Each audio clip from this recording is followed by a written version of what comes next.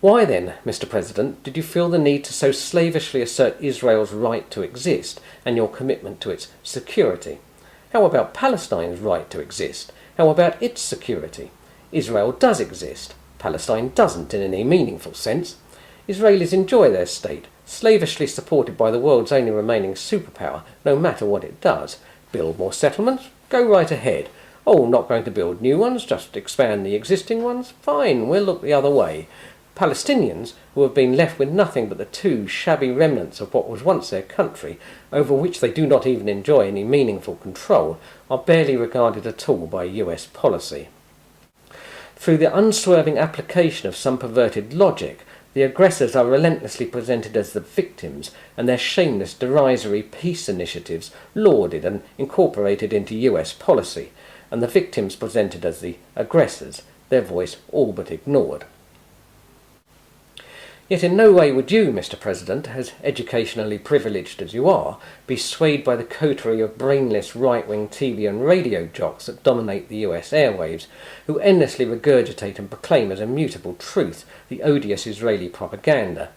Nor do you rank among the vast swathe of ill-informed Americans who do not know all these facts that I have just cited.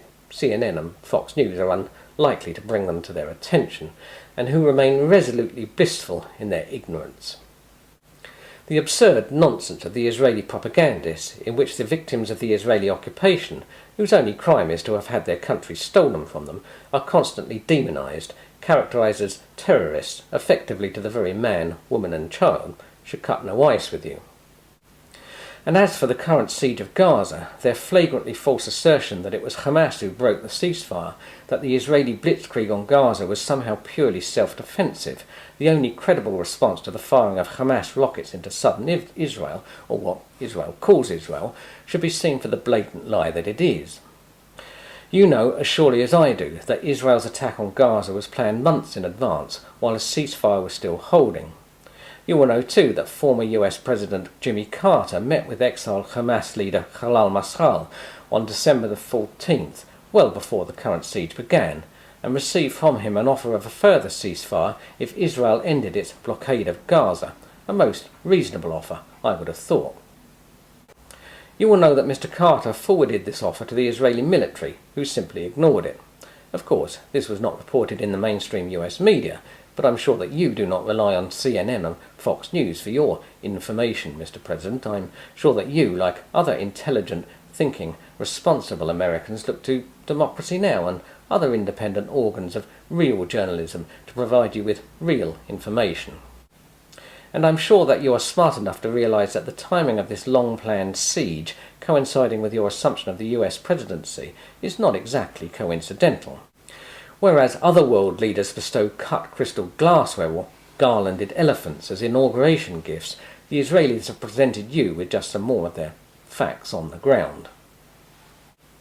It is curious too how US political pundits have somehow forgotten the fact that Hamas was actually supported by Israel. Indeed, it was very much a creation of Israel, back in those not too distant days, Mr. President, when Yasser Arafat, a man who had capitulated to Israel and the US to every degree, and his Fatah party were the epitome of all evil.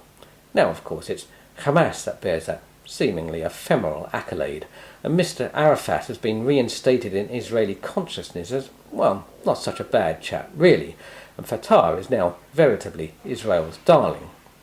Of course, the fact of Fatah's rehabilitation in no way prevents Israel from brutalising and humiliating the people of the West Bank, over which Fatah enjoys, I nearly said control, I forget myself. Not a single rocket has ever been fired from the West Bank, yet still its people must suffer the Israeli infrastructure of abuse, humiliation and political emasculation. You will know too, Mr. President, that Hamas was democratically elected in free and fair elections. So much for the oft-trumpeted assertion that Israel is the only democratic entity in the Middle East. You will know that Hamas, as an elected government, has no army, no navy, no air force, and that therefore its firing of its pathetic homemade Qassam rockets in response to the cruel and unwarranted Israeli blockade of Gaza will be seen by you for the pathetic, futile gesture that it is. You will know that the Israeli civilian death toll from Hamas rockets during the siege was precisely 3. Yes, 3. The death toll for Gazans around 1,400. You will know that the assertion that Hamas targets civilians is meaningless. These ineffectual souped-up firework rockets cannot realistically be aimed at anything. It's simply a case of light the blue touch paper and retire. And as for Israel's claim that it does not target civilians, well, given the scale of the siege and the horrors that have emerged despite Israel's refusal to let foreign journalists into Gaza, this seems doubtful.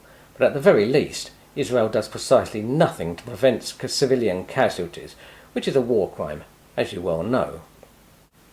You will know that the claims that Hamas has positioned fighters in UN facilities was yet another lie which, after its initial peddling by the Israeli government, was subsequently modified to the assertion that Hamas was deploying its fighters close to these UN facilities.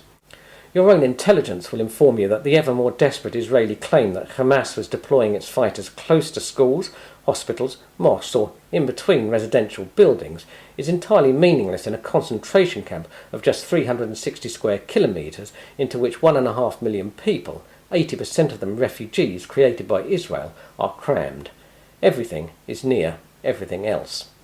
All this, Mr. President, you will know, so there's little point in my dwelling on this further. Let me, however, make a suggestion, if I may, Mr. President. Why don't you just gather together some of your top military experts and dispatch them to Gaza?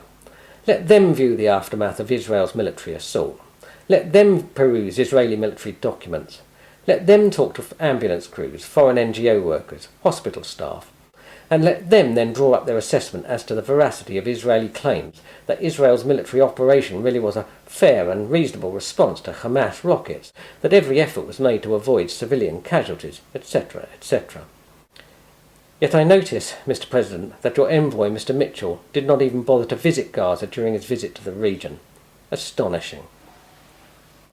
Finally, Mr. President, I should like to ask you just one question.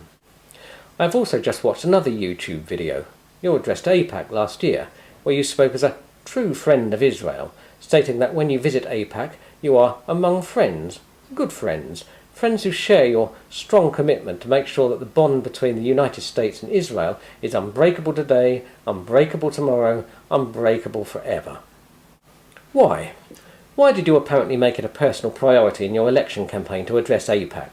Why did you appoint Senator Rahm Israel Emanuel, a notorious cohort of the pro-Israel lobby, as your chief of staff? You promised in your election campaign to distance yourself from Washington lobbies, not to allow them to sway your judgment. Yet in your grovelling, sycophantic address to AIPAC, surely Washington's most powerful and odious lobby, you brought kissing the pro-Israel lobby's butt to a new, truly dizzying height. Why, when you visited Israel, did you spend 24 hours in Jerusalem, yet just 45 minutes in Ramallah?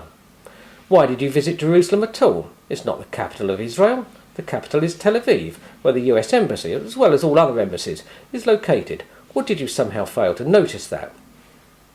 By visiting Jerusalem, are you not effectively endorsing Israel's unilaterally declared claim to Jerusalem as its capital? Indeed, you actually proclaimed your commitment to Jerusalem as the unified capital of the Israeli state, despite the fact that it is just as holy and symbolic to Muslims and Christians as Jews, all of whom have just as great a moral claim to it, and despite the fact that Resolution 181 declared, quite reasonably, Jerusalem to be an international city under UN administration, to be a common home to Jews, Muslims and Christians. Why? Why did you demonstrate just the very same contempt for the UN as most other US presidents before you? Well, OK, that was a whole bunch of questions, not just one, but I'm sure you can forgive me for allowing myself some slight semantic latitude. After all, in your election campaign, you have taken some liberties with the English language, like with the word change, for example. A blinding flash of white light lit up the sky over Gaza tonight. People running for cover, not knowing whether they're dead or alive. They came with their tanks and their planes, with ravaging fiery flames, and nothing remains.